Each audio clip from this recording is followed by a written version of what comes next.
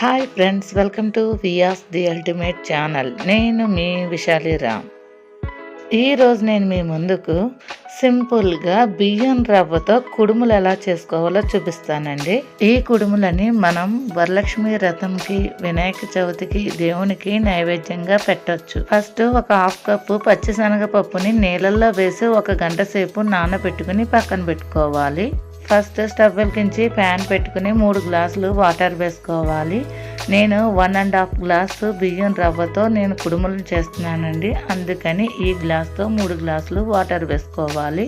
ఇప్పుడు ఇందులో నానబెట్టుకున్న పచ్చిశనగపప్పుని వేసుకోవాలి. సరిపడా ఉప్పుని వేసుకోవాలి.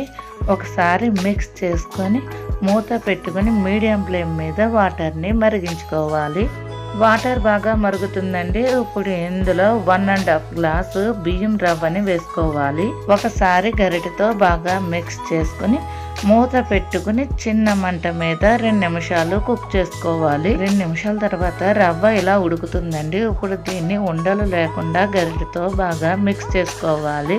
ఇలా అంతా బాగా మిక్స్ చేసుకున్నాక మళ్ళీ మూత పెట్టుకుని చిన్న మంట మీద 2 నిమిషాలు కుక్ చేసుకోవాలి.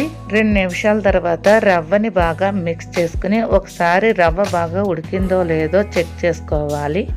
రవ్వ బాగా ఉడికిందండి. ఇప్పుడు స్టవ్ ఆఫ్ చేసుకుని కొంచెం దీన్ని చల్లారనివ్వాలి. ఇప్పుడు ఒక ఇడ్లీ కుక్కర్ తీసుకుని అందులో 1 గ్లాసు వాటర్ వేసుకోవాలి. ఇప్పుడు 2 ఇడ్లీ రేకులను తీసుకుని ఇలా స్టాండ్ ని ఇడ్లీ కుక్కర్ లో పెట్టుకోవాలి. ఇప్పుడు ఈ నూక బాగా చల్లారిందండి. ఇప్పుడు దీనితో మనం కుడుములను చేసుకొని ఇడ్లీ కుక్కర్ లో పెట్టుకోవాలి. నేను కుడుములను ఈ సైజులో చేసుకున్నానండి.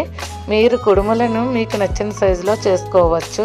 ఇలా కుడుములన్నిటిని చేసేసుకున్నామండి. ఇప్పుడు కుక్కర్కి మూత పెట్టుకుని స్టవ్ వెలిగించి మీడియం ఫ్లేమ్ మీద 10 నిమిషాలు కుడుములను కుక్ చేసుకుని స్టవ్ ఆఫ్ చేసుకోవాలి. ఒక 5 నిమిషాలు అయ్యాక కుక్కర్ మూత ఓపెన్ చేసుకుని చూస్తే కుడుములు బాగా వేడి మీద ఉన్నాయి కదండి. ఇలా మనం పట్టుకుని తీస్తే కుడుములు ముక్కలుగా అయిపోతుంది. అందుకని ఒక 5 మినిట్స్ కుడుములను ఇలానే వదిలేయాలి. కుడుములు కొంచెం చల్లారాయండి. ఇప్పుడు వీటిని ఒక ప్లేట్లోకి తీసుకోవాలి. ఓకే ఫ్రెండ్స్, వేడిగా రవ్వ కుడుములు రెడీ అయిపోయాయండి. చూసారు కదా ఎంత సింపుల్గా చేసేసుకున్నాము. ఇలా రవ్వ కుడుములు చేసి దేవుడికి నైవేద్యంగా పెట్టేసుకోవడమే.